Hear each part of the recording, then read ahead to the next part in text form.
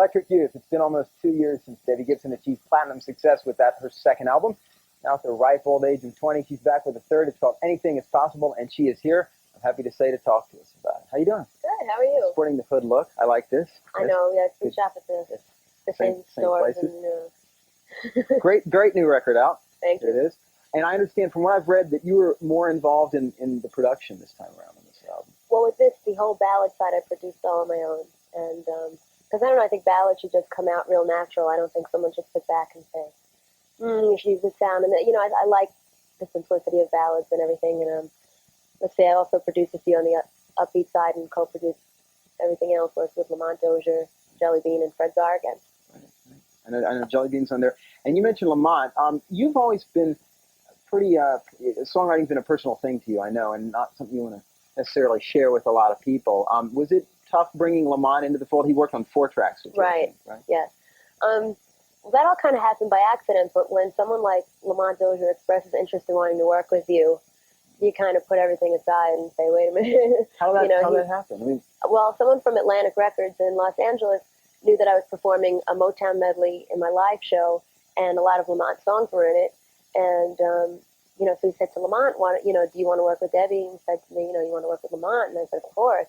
And we were both into it, and we got together. And at first, like you said, I was like, I wonder if I'm really going to be able to perform something I co-wrote, because I've never done it before. And I didn't even know what to expect with co-writing. I'm saying, what if people sit around saying, well, I felt this way when I fell in love, and I felt this way. I really just didn't know what to expect. And how we worked was he would come up with a basic track and a few ideas and stuff, and I would like finish it from there and do melody and lyrics. So we were kind of doing our own things and then putting it together. So worked a little bit separately and then got together and brought it together. But sometimes like he would put up a track and I would write the verse and chorus right in front of him, so we would like have all that energy going and everything. It was a lot of fun. Well, sounds certainly what you came up with sounds good. In fact, I want to give people a listen to the first release from the album, which is one of the songs you wrote with Lamont. Yep. This is Anything Is Possible, the title track from Debbie Gibson's new album. She'll be back to talk to us a little bit more later. Yeah. Third album, third home video. This one called Live Around the World, and it's a little bit different from the ones you've released before, isn't it? Yeah, really what I did with this album and this home video is I tried to give people more than what they would normally expect. Like the album has 16 tracks on it. This has the full concert, well, not the full concert. It's got about, I don't know how many songs from the concert, 10 or so. Okay. And it's got all the videos from the Electric Youth album. And it's got documentary footage. It's got the new video. It has a lot of different stuff to give people the overall picture. It's from like all over the place too. Australia. Yeah, it's from like Japan and Australia. People could get a sense of what the whole tour is like, and not just one show. Yeah. And there's some funny things in it. Like the Japanese fans coming up. Debbie-san. How was that tour? I mean, that was obviously your biggest tour yet. Mm-hmm. It's all over the place. Yeah. Does it get to be a grind after a while? You enjoy it? Or? No, I enjoy it. Last time it was a little crazy because it was real nonstop. I didn't really take any time off. Usually should pace it a little better than that.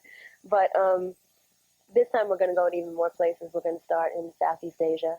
We're going to be at Rock in Rio. Let's see. We'll do Australia again, Japan, US. Yeah. So we're going to get you after Orient and South America. Yeah. I'll probably be in the US in March. Yeah. What kind of show you got planned? I know the Electric Youth show was pretty over the top. This is even a little more theatrical. I mean, I love theater. I've always done musical theater. I love I love theatrics. I mean, I don't think that stuff, you can't depend on that for making a good show. You have to have a good, solid performance. And then when you add all it's like extra little, benefits, I think, for the audience. This time we're going to have like 4 different looks for the sets. And I've got more dancers this time. We've got a lot of big production numbers. And then sometimes it comes down to just me and the piano. It's like a wide variety of things. Good mix, yeah. You rehearsing that now? Yeah. Yep. So what do you have any Christmas plans? Are you going to be home for Christmas? Well, maybe I'll go buy you some clothes because I know exactly what you like. We can buy each other things, and we know where to shop anyway. Right? Well, just to get Debbie and the rest of you in the Christmas spirit, we've got one from the very special Christmas album from just a few years back. This is U2. It's Christmas. Baby, please come home. I guess you will be home. I will be home. Baby.